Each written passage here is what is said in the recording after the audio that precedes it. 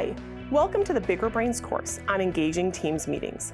My name is Jennifer Bucholz. I'm a Microsoft certified trainer and a subject matter expert.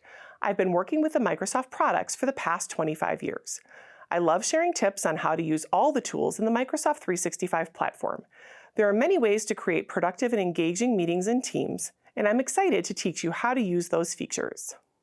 This course is intended for Teams meeting facilitators who know the basics of holding meetings, but want to use the tools available to add more engagement.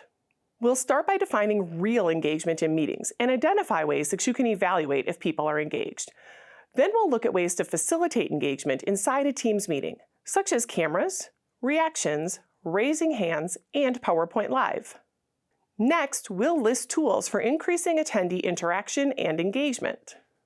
Then we'll look at the tools of engagement, starting with creating and deploying polls and forms.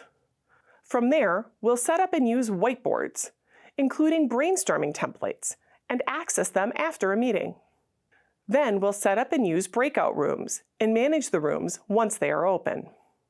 In our last lesson, we'll discuss additional add-ins that you can use to engage your participants.